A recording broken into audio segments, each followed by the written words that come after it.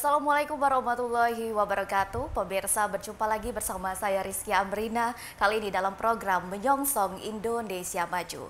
Saudara, dalam kemajuan dan juga pembangunan bangsa, Dewan Perwakilan Rakyat Republik Indonesia memiliki peran yang krusial. Sebagai perwakilan rakyat dan juga sebagai pengawasan, DPR RI memiliki peran penting dalam pembangunan pengawasan dengan berbagai sektor. Salah satunya sektor pariwisata. Dan pemirsa, saat ini saya telah bersama dengan Wakil Ketua Komisi 7 Fraksi Partai Gerindra.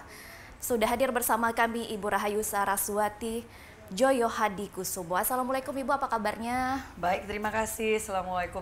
Ibu, selamat datang tentunya di Bumi Sriwijaya dan tentunya juga terima kasih sudah menyempatkan berbincang bersama kami di tengah kesibukan yang luar biasa. Dan juga dari pagi tadi sudah banyak sekali kunjungan yang dilakukan di Kota Palembang di Sumatera Selatan.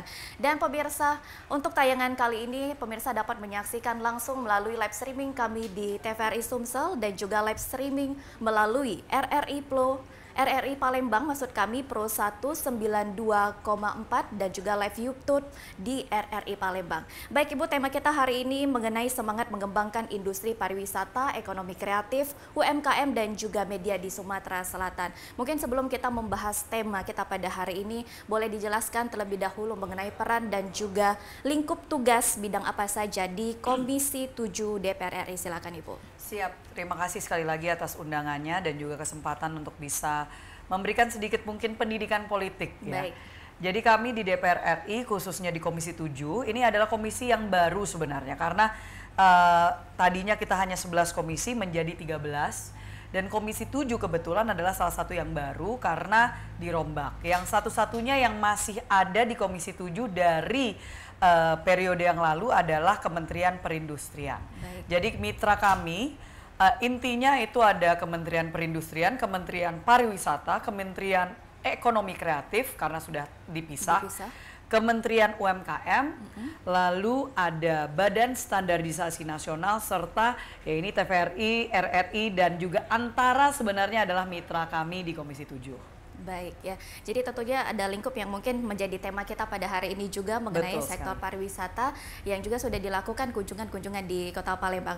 Dan ini dari pagi tadi juga kita lihat, kita informasikan juga melalui media TVRI Sumsel bahwa kegiatannya luar biasa. Ini dari hasil kegiatan hari ini seperti apa Bu? Boleh dijelaskan dan juga mungkin pasti banyak nih kendala-kendala yang dirasakan para UMKM yang ada di Kota Palembang. Iya, ini ada ya dalam setiap kunjungan sebenarnya kami kan salah satu tugas fungsi kami sebagai anggota DPR, mau itu RI maupun juga DPRD, itu kan pengawasan dan juga kita tiga ya, pengawasan, legislasi dan juga tentunya mengetok anggaran. Ini yang perlu dipahami bahwa untuk kami bisa melakukan pengawasan, fungsi pengawasan kami dengan baik ya kami perlu melakukan kunjungan langsung. Karena tidak semua anggota DPR ada di setiap komisi, ya kan? Saya adanya hanya di Komisi 7. Jadi tidak bisa bergantung kepada wakil rakyat yang dari dapil tersebut.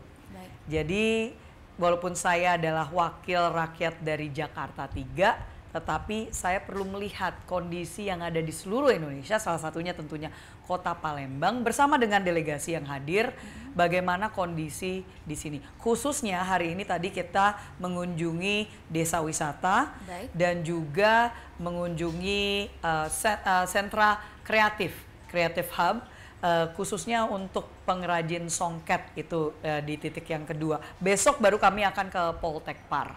Ya, jadi ada perguruan tinggi yang khusus untuk pariwisata yang ada di Palembang sebenarnya. Titiknya nggak semua kota itu ada loh. Jadi Palembang itu salah satu dari hanya 5 atau 6 ya Poltekpar yang ada di seluruh Indonesia dan salah satunya di Palembang yang akan kami kunjungi. Nah, ini dari fungsi pengawasan tentunya tidak semuanya itu berbunga-bunga atau positif. Jadi kita ini memang justru ingin melihat kondisi yang sebenarnya dan ya bisa disampaikan bahwa kami dari Komisi 7 yang mungkin beberapa dari kami tentunya datang dari berbagai latar belakang dan juga dapil yang beragam. Ada bahkan delegasi kami ini ada yang dari Aceh, ada bahkan dari ujung timur Maluku Utara. Baik. Jadi kami punya perspektif yang beragam tapi semuanya sama. Mengatakan bahwa waktu kami hadir di desa wisata tadi pagi, itu kami sebenarnya sangat menyayangkan. Menyayangkan kenapa? Karena walaupun disebut desa wisata, tetapi sebenarnya ini bukan berarti ini betul-betul negatif, tidak. Baik. Mungkin perlu ada perubahan sedikit. Menjadi bukan desa wisata tapi desa ekonomi kreatif justru. Kenapa? Karena yang ada di situ tuh bukan destinasi. Belum. Jadi bukan berarti tidak ya, belum menjadi destinasi karena masih ada banyak PR untuk itu bisa menjadi sebuah destinasi wisata. Baik. Untuk orang dari luar Kota Palembang bahkan luar Sumatera Selatan mau menghampiri karena tidak ada penjelasan lokasinya ada di mana saja. Beda kalau misalnya kita ke Jogja atau ke Solo, tempat memang kerajinan batik, itu petanya ada dan kita tahu kalau mau ke toko ini nanti jalannya berapa meter ke sana. Ini belum ada sampai seperti itu. Itu menjadi catatan yang tentu akan kami bawa ke Kementerian Pariwisata. Istilahnya bagaimana dengan standarisasi desa wisata gitu ya. Karena kalau misalkan semua desa wisata seperti ini, wah itu saya rasa kurang tepat. Tentunya bisa ada pembinaan, tapi pada saat ditanya ini yang memberikan pembinaan, yang memberikan bantuan itu mana? Justru BUMN, bukan dari kementerian. Tapi dari BUMN, yaitu khususnya Pertamina disebutnya. Ya tentunya kami sangat bersyukur bahwa ada BUMN yang walaupun itu bukan bidang mereka, karena kan bukan bidang energi, tapi di situ ada pengrajin tempe dan juga ecoprint yang di lokasi tersebut. Tapi mereka bersedia bantu karena memang rupanya ring 1 karena dekat dengan kilang. Kami bersyukur, tapi itu menjadi catatan juga. Dan kalau kami tanya misalnya dengan pelaku UMKM yang ada di situ, bagaimana dapat dukungan dana dari mana? Apakah sudah mendapatkan pinjaman, kredit modal? Belum. Sehingga memang harus ada banyak sekali PR yang kalau misalkan memang itu adalah bagian dari binaan sebuah kementerian, terutama pariwisata, UMKM maupun juga ekonomi kreatif, seharusnya mereka mendapatkan pendampingan yang menyeluruh. Betul. Jadi negara harus hadir sebagai fasilitator. Fasilitator bukan berarti duitnya dari kementerian, bukan. Baik. Tapi mereka bisa membuka pintu untuk misalnya dapat kreditnya ke bank Himbara, ya kan, mau itu BNI, BRI, Mandiri maupun yang lainnya. Kalau misalkan untuk dapat pasar supaya bisa akses buat marketing, nah itu salah satu yang diangkat soalnya tadi oleh salah satu perwakilan dari pengusaha UMKM di sana. Mereka minta bagaimana bantuan untuk pemasaran karena kami bisa bikin produknya, tetapi jualannya susah. Nah ini kan jadi catatan juga bagaimana pendampingannya selama ini tuh, pintu apa saja yang sudah dibukakan. Jadi itu yang menjadi catatan-catatan kami, akan kami bawa kembali. Terakhir yang tadi titik terakhir untuk hari ini adalah pengrajin songket, ya yang di situ juga ada jumputan dan juga ada wastra-wastra yang lainnya. Mereka ini kan melestarikan budaya lokal ya. Sudah seharusnya kita ini karena mau melakukan soft power diplomasi ke luar negeri, ya jangan hanya batik.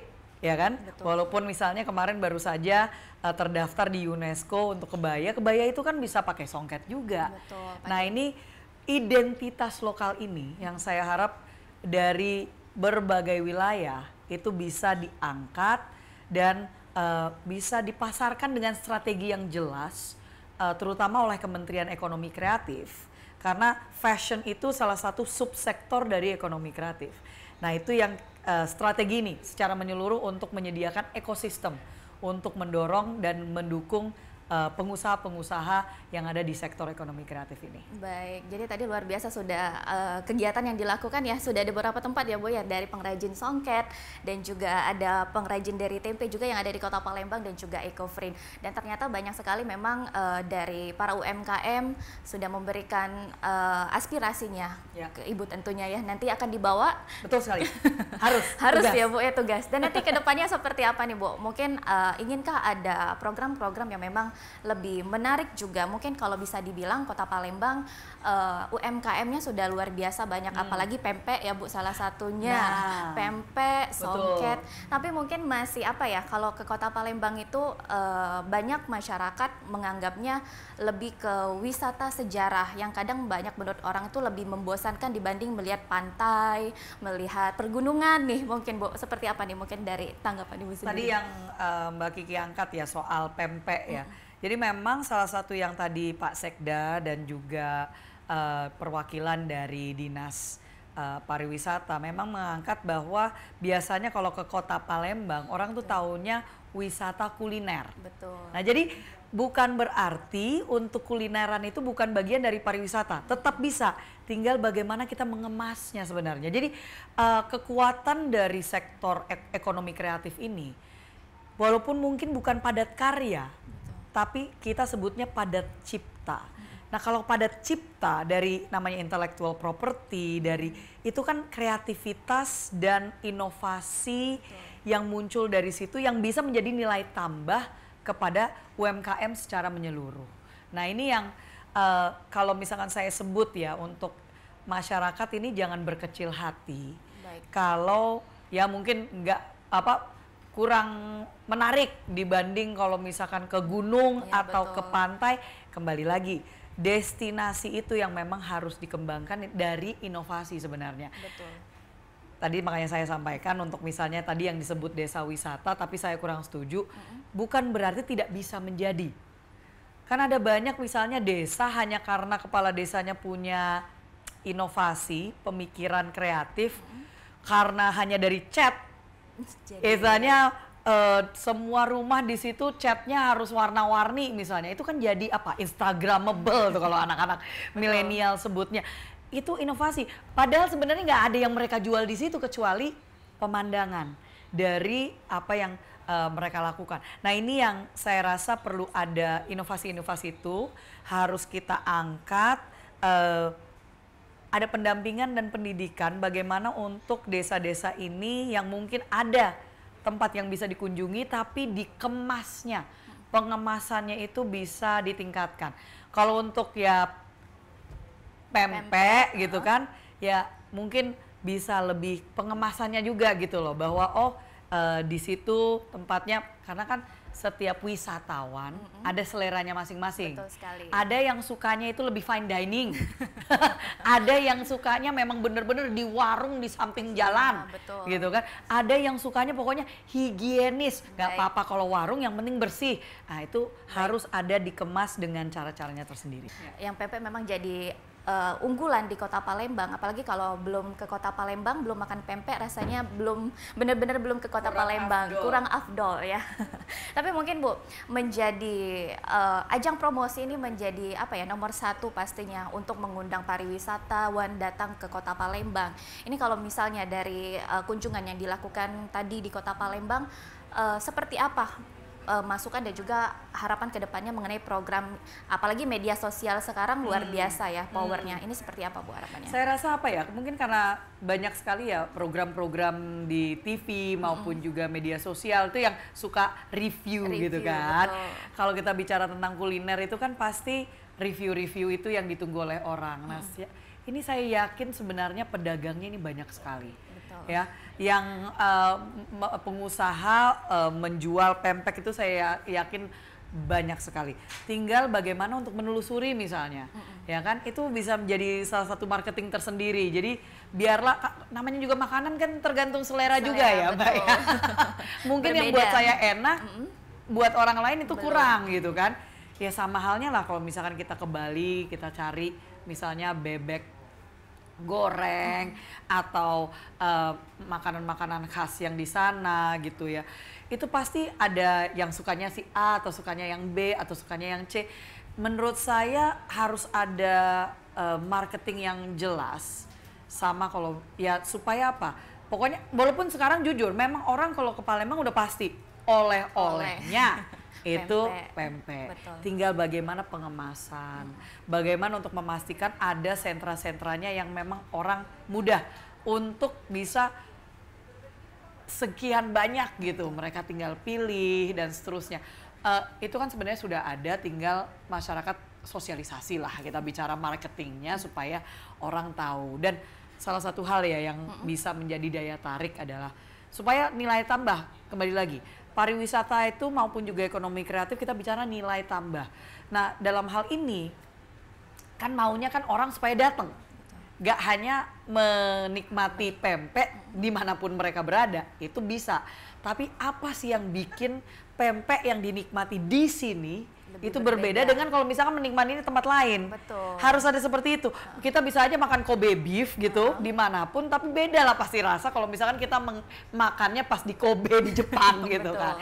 Nah itu ada yang sensasinya yang berbeda. Ya, sensasi yang harus bisa kembali lagi kemasan Juga ya. Mungkin kalau sekarang pempek ini luar biasa pengiriman ke ini luar tadi ngomongin Sumatera. pempek di sebelah padahal ada ini. Nanti kita makan lagi, Bu, tenang aja. Makan juga kita tadi. Jadi mungkin kalau sekarang karena perkembangan teknologi yang luar biasa, ini banyak sekali memang UMKM yang setiap harinya adanya penjualan dari luar Sumatera. Jadi luar biasa, apalagi sekarang media sosial dan juga sudah adanya pengiriman yang khusus makanan, jadinya lebih membantu. Nah tapi yang satu yang kata Ibu tadi harus ada sensasi yang berbeda. Tapi mungkin ada apa ya? Mungkin titipan dari masyarakat lainnya juga bahwa sebelumnya bandara di Sultan Mahmud Badarudin II di Kota Palembang ini bandara internasional, Ibu. Tapi adanya perubahan bandara ini tidak internasional lagi. Jadi banyak masyarakat yang juga mengeluhkan kurangnya kunjungan pariwisata ke Kota Palembang. Ini seperti apa? Mungkin adakah dukungan dan juga langkah yang memang kalau orang Indonesia itu kelilingnya jangan hanya ke Bali saja, ke Jogja, Bandung, tapi Palembang ini ada wisata yang luar biasa juga. Saya bisa sampaikan sebagai orang yang suka traveling nih ya. Baik. Bahwa wisatawan itu sebenarnya mencarinya bukan berarti mereka bicara lokasi, destinasi. Seperti karena istilahnya gini, kalau bicara nyari gunung tuh banyak. Betul. Tapi apa yang membuat orang mau datang ke gunung tersebut misalnya atau ke pantai tersebut? Karena kalau bicara pantai nggak cuma Bali yang punya. Aduh, di seluruh Indonesia ini bicara pantai banyak sekali yang indah-indah. Tapi ya kembali lagi pemasaran dan dari apa sih yang dijadikan daya tarik? Kalau buat saya terkadang sesimpel dua hal ini. Yang pertama, kebersihan.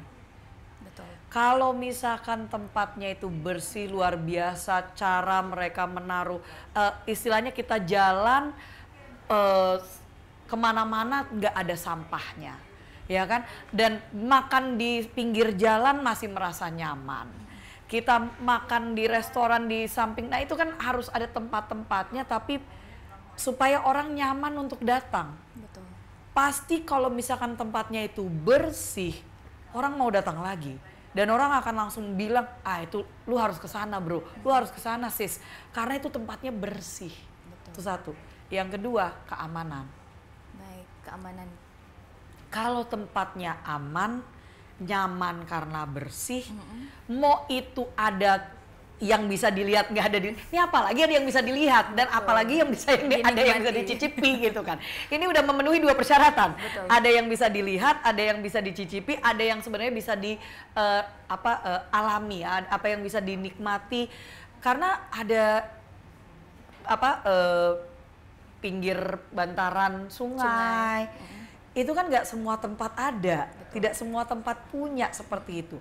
Kalau itu bisa dikelola, bisa diolah. Karena saya dengar ini kan juga sering menjadi permasalahan tuh irigasi, menjadi permasalahan tuh soal banjir ini di Kota Palembang. Saya juga mendengar demikian. Banjir itu biasanya pasti ada kaitannya dengan yang namanya sampah juga. Betul sekali. Ya, alirannya harus jelas, itu tata kota. Yang dua, cukup nggak serapan tempat-tempat untuk menyerap. Kalau semuanya itu beton, ya nggak bakal bisa. Airnya mau jalan kemana? Kita harus memastikan ada area cukup yang namanya green space, area hijau. Kalau misalkan ada tempat yang rimbun untuk jalan, tempatnya bersih, rasanya aman, asri, pasti orang akan datang dengan sendirinya karena merasa itu tempat yang saya bisa bawa keluarga ke situ. Jadi bukan hanya kita bicara MICE, bukan hanya kita bicara dari satu sisi untuk kerja, dinas, ngumpul dengan perusahaan, tapi enak juga untuk bawa wisata. Wisata, betul. Itu harus menjadi perhatian dan juga dari masyarakat nih apalagi ya. Karena Bu, ya? percayalah sekarang sudah banyak yang malas ke Bali. Karena masalah itu tadi, satu sampahnya udah luar biasa. Macet juga ya. Bu. Yang kedua macetnya gila karena memang pertumbuhan tata kota dan infrastrukturnya itu tidak seimbang. Dan permasalahan-permasalahan yang lainnya. Tapi itu udah sudah sangat crowded, sudah sangat over capacity, over tourism itu nyata ada. Tinggal bagaimana di sini bisa dikembangkan. Jangan sampai juga, udah dipanggil datang, tapi sampahnya nggak dikelola dengan baik. Betul. Jadi mereka nggak mau datang lagi. Atau istilahnya itu tadi infrastruktur dan penataan kotanya itu tidak baik sehingga macet juga. Ya ngapain istilahnya datang jauh-jauh kemana tapi hanya untuk menikmati kemacetan. Betul sekali. Apalagi sebagai masyarakat juga kita harus sama-sama memiliki peran yang penting juga pastinya Ibu ya. Betul Jadi sekali. bukan hanya mengingatkan dan juga dari pemerintahnya saja, tapi masyarakat kalau misalnya ada wisatawan yang hadir ke Kota Palembang, Sumatera Selatan, sama-sama dijaga, dikasih petunjuknya, jangan dicopet ya kalau bahasa orang Palembang ya Bu ya. Jadi Ini kita satu hal Bu? ya yang istilahnya tadi keamanan Betul, tadi. keamanan dan juga kebersihan. Jadi kalau misalnya ada wisatawan yang memang hadir ke Kota Palembang dengan image yang luar biasa, suasananya dan juga ada kenangan yang luar biasa, ini Kembali pastinya lagi itu pendidikan juga pendidikan sih, Mbak. juga, Karena betul. kalau misalkan harus ada kesadaran dari semua pihak, terutama masyarakat yang terdidik, yang masyarakat yang merasa dirinya adalah bagian dari intelektual, sudah seharusnya dari kita untuk memberikan pemahaman kepada masyarakat pada umumnya. Kalau misalkan hanya tempatnya kotor, kalau misalkan keamanan tidak bisa terjaga, pastinya mereka sendiri yang akan kena akibatnya betul ya, sekali. yang tidak bisa menikmati pertumbuhan ekonomi. Baik. Dan tentunya luar biasa perbincangan kita, tapi akan kita lanjutkan kembali tentunya Ibu setelah Siap. jeda berikut. Dan pemirsa, tetaplah bersama kami dalam menyongsong Indonesia Maju.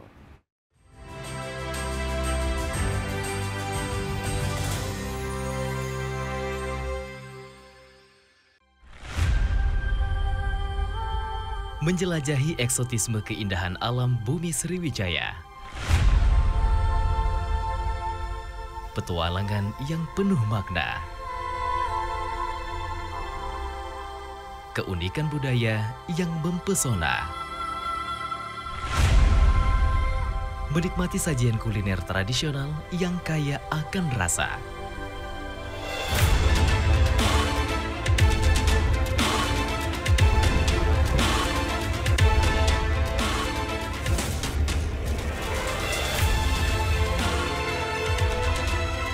Pesona Indonesia. Setiap hari Selasa, pukul 8.30 waktu Indonesia Barat. Hanya di TVRI Sumatera Selatan.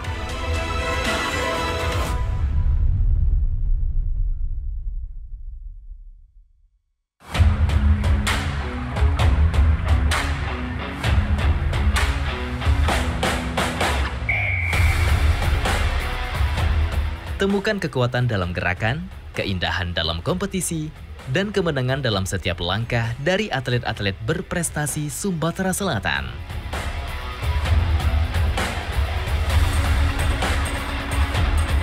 TVRI Sport hadir setiap Selasa, pukul 8 waktu Indonesia Barat, Jumat sampai Minggu, pukul 13.30 waktu Indonesia Barat, hanya di TVRI Sumatera Selatan. Kehidupan saya dulu, ya, boleh dibilang mapan dan mencukupi. Ya. Celananya! Waduh. Iya berat, Hati-hati dong, Mas. tapi harus dijalani demi anak dan istri. Pemandangannya bagus banget ya. Iya, bagus banget. Pengennya sih berbuat sesuatu yang lebih. Makannya yang bener ya. Ya.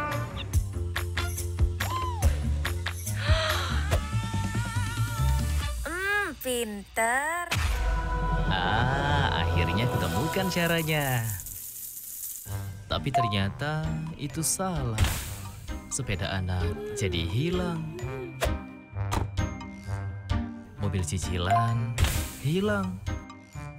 Rumah warisan keluarga juga ikut hilang. Aku pulang ke rumah orang tua. Hati-hati ya, jangan jadi seperti saya.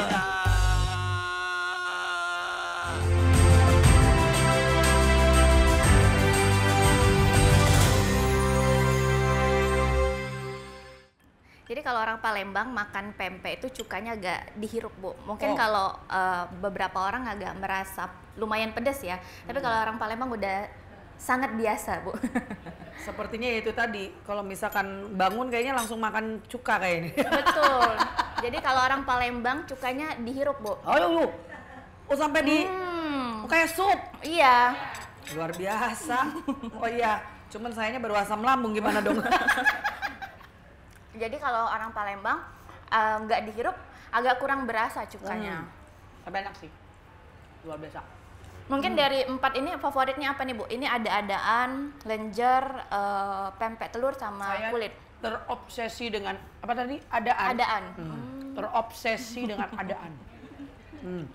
Aduh, bahaya. Dari tadi makan mulu. Kalau adaan memang rasanya ikannya lebih berasa dan pakai daun bawang. Betul, padat loh itu. benar. Padat itu. Dan Enak kalau sekali. adaan itu langsung digoreng. Jadi dia nggak direbus dulu karena ada beberapa pempek direbus dulu baru digoreng. Kayak pempek lenjer sama pempek telur itu direbus dulu baru digoreng. Oh, oke, Jadi siap. rasanya memang Belajar kita, belajar. mengenalkan juga nih pempek Ya khas ini yang Palembang. dimaksudkan marketing ini ya, marketing Betul. kita. Baik, kita lanjutkan kembali juga tentunya perbincangan kita. Tentunya Komisi 7 ini memiliki pasangan kerja dari Komisi 7 ini dari Kementerian Perindustrian dan juga salah satunya LPP TVRI dan juga LPP RRI dan salah satunya yang ada di Sumatera Selatan juga TVRI Sumsel. Mungkin kalau misalnya melihat media yang ada di Sumatera Selatan saat ini salah satunya TVRI dan juga LPP RRI ini bagaimana, Bu? Mungkinkah kedepannya ada perkembangan industri media ataupun ada program lainnya yang memang nantinya berkolaborasi? Jujur ini sebenarnya salah satu hal yang saya ngomong apa adanya ya. Melihat anggaran yang memang digelontorkan untuk TVRI dan RRI ini cukup besar sekali. Ini luar biasa. Bukan berarti sebesar kementerian tidak, tetapi sebagai satu media memang harus ini menjadi tantangan yang luar biasa karena semua anggota DPR di Komisi 7 mempertanyakan kalau misalkan TV-TV swasta dengan anggaran mereka itu bisa make money, profit gitu ya. Kenapa kok TVRI dengan RRI ini masih kesulitan? Nah ini memang kalau kita lihat salah satunya jumlah karyawannya luar biasa besar sekali dan itu memakan hampir 50% dari anggaran. Tapi kalau misalkan melihat kemajuan zaman itu jadi pertanyaan karena zaman sekarang istilahnya podcast itu hanya perlu berapa orang gitu loh, yang satu yang jadi pembawa acaranya, berapa orang yang istilahnya megang kamera ngedit, itu semuanya sekarang udah bisa serba bisa 1, 2, 3 orang. Nah ini yang memang menjadi tantangan terbesar juga karena kaitannya dengan karyawan adalah perekrutan. Masalah di sini juga adalah perekrutannya itu TVRI dan RRI tidak bisa melakukan perekrutan sendiri, tapi itu lewat Komdigi.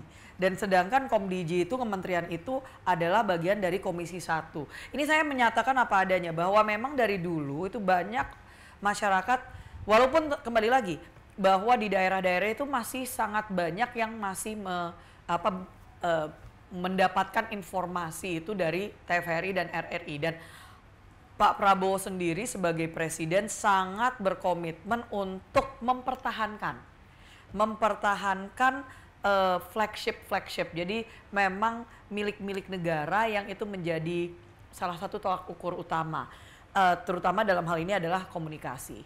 Nah, tetapi bagaimana kita bisa berjalan supaya efektif, efisien, sesuai dengan kemajuan zaman, teknologi, dan memang harus ada semacam perombakan dalam strategi untuk TVRI, RRI, dan jangan lupa ada Antara juga.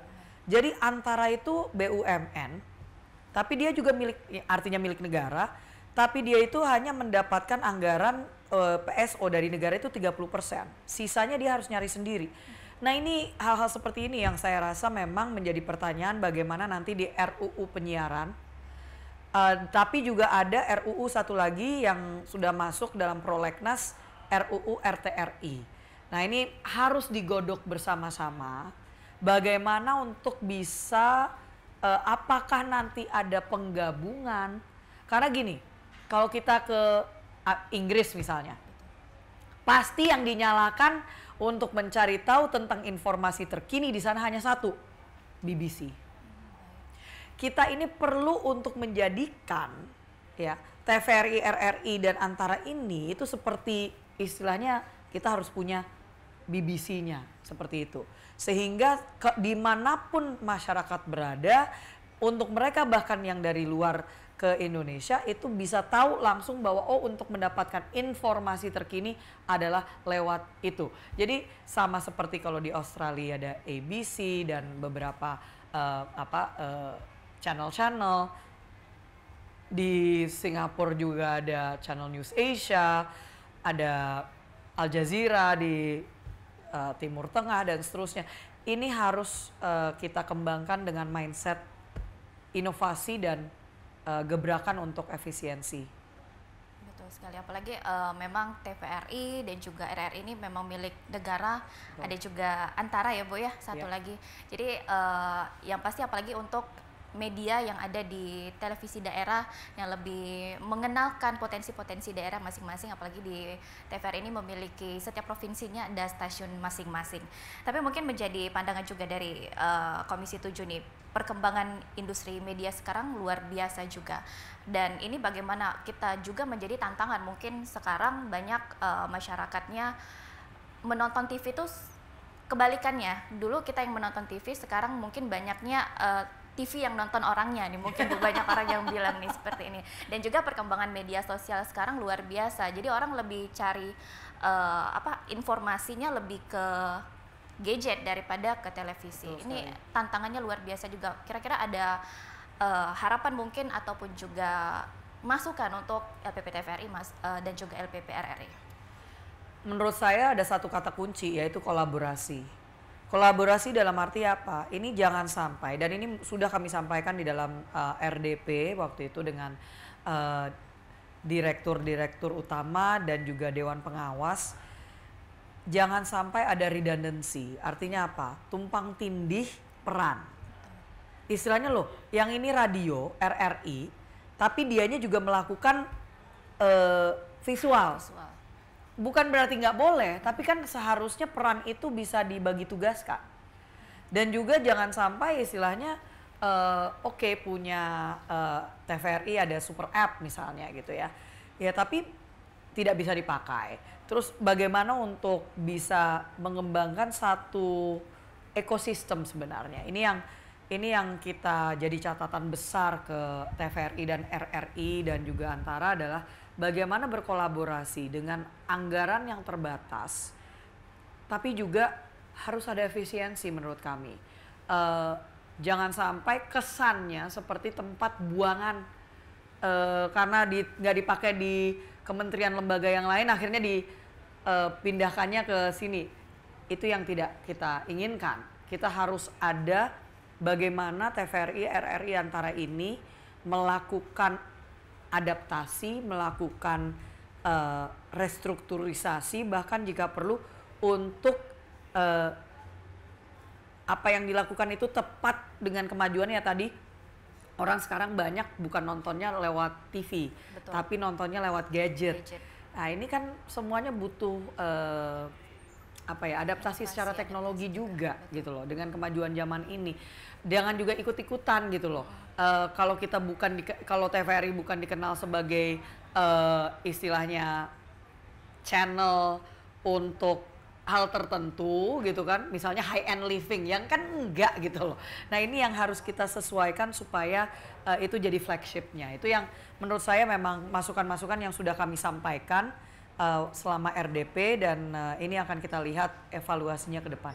Baik, dan juga tentunya TVRI nih Bu, sebagai informasi juga tayangan ini juga bisa disaksikan melalui live streaming. Jadi memang media sosial sekarang mungkin dulu mau nonton TV harus dengan televisi, tapi sekarang bisa dengan gadget juga. Betul. Update, kita memberikan informasi yang memang terkini dari live streaming media sosial, dari YouTube. Jadi memang harus beriringan dengan kemajuan teknologi saat ini.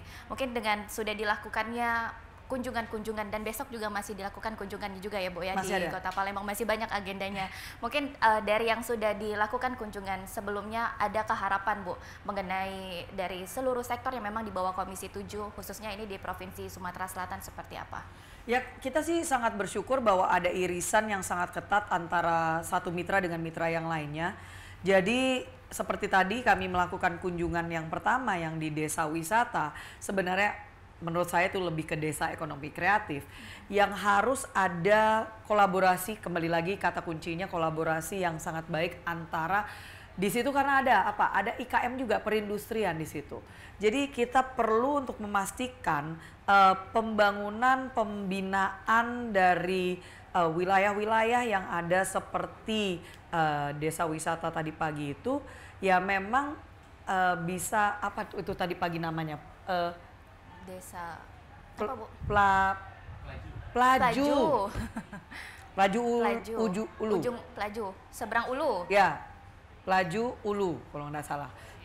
Jadi itu yang kita sangat berharap sebenarnya ya kembali lagi jangan sampai terjadi ego sektoral. Kita memang selalu menekankan kalau misalkan di situ sebenarnya itu ada ekonomi kreatif, di situ ada bagaimana mereka semua bisa berkolaborasi dan membangun satu program yang dikerjakan bersama-sama, saling melengkapi, tapi untuk itu bisa naiknya lebih cepat. Kalau misalkan di situ bisa difokuskan, nanti kan pasti yang lainnya akan ikut mendapatkan manfaat juga. Jadi itu menjadi PR besar yang akan kami bawa nanti. Baik, mungkin kalau dari LPP TVRI dan juga RRI bagaimana Bu, adakah harapan dan juga mungkin masukan jadi menyongsong kita juga lebih baik lagi nih, juga menyongsong Indonesia maju nih, seperti apa? Sebenarnya jujur konten-konten yang ada di TVRI itu sudah banyak yang sangat luar biasa bagusnya. Termasuk juga talk show seperti ini sangat mendidik ya, dan sangat bagus juga pengemasannya.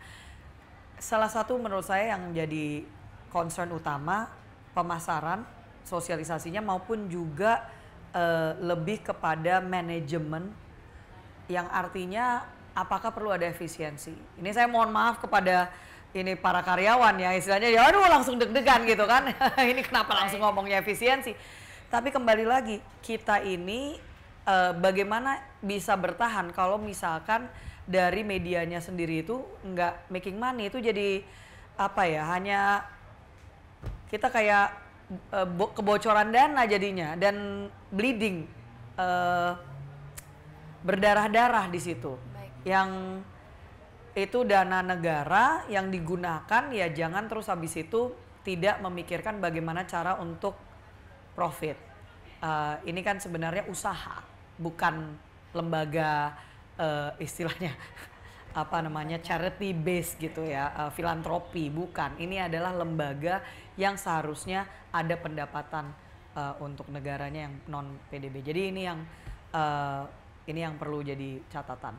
Baik, mungkin sebelumnya belum sempat kita bahas juga, dan Komisi 7 ini mempunyai peran strategi juga di mendorong pertumbuhan ekonomi nasional dan juga inklusif serta pemberdayaan masyarakat, ini khususnya sumber daya manusia yang ada di seluruh Indonesia apalagi di Sumatera Selatan. Mungkin kalau dari Komisi 7 sendiri bagaimana untuk meningkatkan kualitas sumber daya melalui sektor industri yang ada di Sumatera Selatan, yang jadi memang kalau misalnya SDM-nya luar biasa, baik dari ekonominya, baik dari pariwisatanya juga pasti seiringan berjalan juga Bu. Ini mungkin ada program juga yang akan dilakukan nantinya ke depannya seperti apa Ibu? Ya kita sih pasti mendukung program dari pemerintahan Prabowo Gibran. Salah satunya tentunya program makan bergizi gratis, walaupun itu bukan di komisi kami, tetapi kalau kita bicara bagaimana untuk mengembangkan SDM, tentunya salah satunya adalah yang paling mendasar, yaitu dari segi nutrisi, dari segi daya saing, daya tahan tubuh,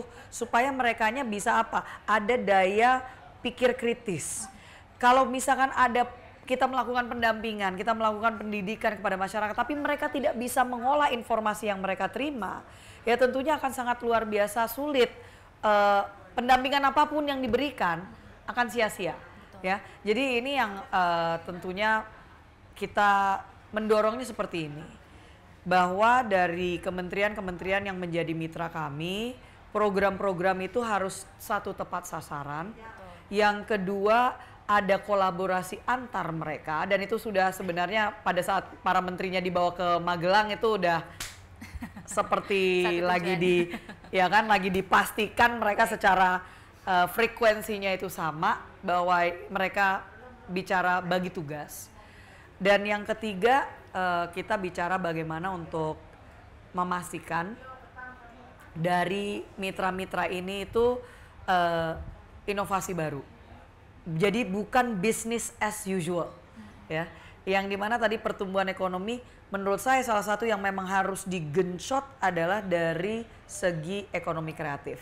Yang itu ada di industri kayak fashion itu kan salah satunya yang masalah Street Tech, Pan Brothers ini yang saya dengar kabarnya akan pilot juga. Jadi kita harus merubah mindset kita dari padat karya ke padat cipta supaya nilai tambahnya ada dan masyarakat itu bukan jadi buruh, tapi mereka juga harus punya usaha yang mereka bisa kembangkan yang mendapatkan nilai tambah dari ekonomi kreatif ini. Jadi ekonomi kreatif kembali lagi menjadi new driver, a new engine of growth kita sebutnya. Dia adalah mesin penggerak pencipta nilai tambah yang kita harapkan bisa menyumbang untuk pertumbuhan ekonomi 8% itu salah satunya sebenarnya ya dari dua sektor ini, dari ekonomi kreatif dan juga dari perindustrian. Baik, tentunya ekonomi kreatif ini kreativitas masyarakat pastinya juga sangat dituntut ya Ibu ya, tapi banyak mungkin masyarakat apalagi anak muda saat ini kreativitas dan inovasinya sudah sangat luar biasa. Tapi mungkin ada apalagi yang ada di perdaerahan mungkin di Kota Palembang dan juga di kabupaten kota yang ada di Sumatera Selatan ini masih inovasinya sudah luar biasa, kreativitasnya sudah luar biasa, tapi masih kurangnya modal, pasti itu menjadi PR nomor satu juga. Dan modal adanya kurang, pastinya butuh bantuan dari pemerintah dan juga bukan hanya pemerintah, dari pihak ketiga juga yang memang sudah didengarkan dari Ibu kunjungan tadi. Nah ini ada program kedepannya juga seperti apa Ibu? Pasti salah satunya kalau masyarakat saat ini krusialnya permasalahannya di modalnya sih seperti apa? Itu kenapa tadi saya sebutkan bahwa pemerintah itu punya tugas sebagai fasilitator. Betul. Fasilitator kenapa? Karena uangnya nggak dari pemerintah. Seharusnya tidak gitu loh. Kita ini memang pemerintah sebagai fasilitator itu, pemerintah artinya yang eksekutif ya, bukan Betul. legislatif. Eksekutif itu artinya mereka membuat kemudahan untuk dapat perizinan, kemudahan untuk mendapatkan kredit modal usaha, bukan mereka yang menyediakan. Dan kredit modal usaha, mohon izin, ini kenapa perlu adanya sosialisasi yang lebih banyak, karena misalnya yang baru saja dilakukan oleh Pak Prabowo untuk penghapusan hutang UMKM khususnya untuk petani, nelayan dan peternak itu dilakukan itu kan di bank, dan itu sebenarnya sudah ada kredit yang bisa didapatkan oleh masyarakat, hanya perlu KTP. Betul. Lalu mereka hanya perlu datang, dan ini terutama untuk ultramikro karena bisa mendapatkan modal usaha jadinya dengan mengajukan kredit sebesar sampai 25 juta. Jadi mau mengajukan 2 juta, mau mengajukan 5 juta nggak masalah. Tapi selain dari mengetahui bahwa masyarakat bisa mendapatkan kredit modal usaha tersebut dari bank, karena bank punya kemampuan untuk memberikan itu. Yang kedua adalah edukasi tentang financial literacy, literasi keuangan. Ya, ini yang sangat disayangkan kalau kurikulum kita di sekolah-sekolah itu tidak mengajarkan ini. Padahal itu adalah ilmu dasar, ya kan? Bagaimana untuk menghitung, bukan hanya matematika, tapi secara keuangan. Kalau misalkan mau mengajukan kredit, itu sebenarnya apa saja yang harus disiapkan. Membuat bisnis plan seperti apa. Kalau mau bikin usaha itu nggak semudah istilahnya, oh cukup nabung. Enggak. Harus tahu kalau misalkan memang akan mendapatkan kredit modal usaha, bahwa ada yang namanya bunga. Ya kan? Nggak, itu bukan pinjaman yang istilahnya 0% bunganya, tapi ada bunganya yang memang harus dibayarkan on top of cicilannya. Itu kan bicara pendidikan ya, dan itu bukan hanya tanggung jawab dari pemerintah saja, tapi sebenarnya sekolah-sekolah swasta juga harus memberikan pendidikan tersebut. Pemerintah daerah pun juga, karena kalau bicara sekolah dasar dan menengah bukan pemerintah pusat, Betul. itu pemerintah daerah, mohon izin, mohon maaf gitu loh. Jadi ini yang harus dipahami oleh masyarakat, dan kalau misalkan oh kita nggak paham, maksud itu tanggung jawab kita. Itulah yang namanya civil duty, civil memahami haknya itu kan butuh riset. Betul. Untuk mengetahui hak saya sebagai warga negara itu apa gitu. Jangan kita masih seperti masa-masa kolonial yang dimana semuanya tergantung sama priainya, gitu kan? Betul. Ini bukan zaman priai. Baik. Kesultanan itu bukan mereka yang memegang kekuasaan lagi.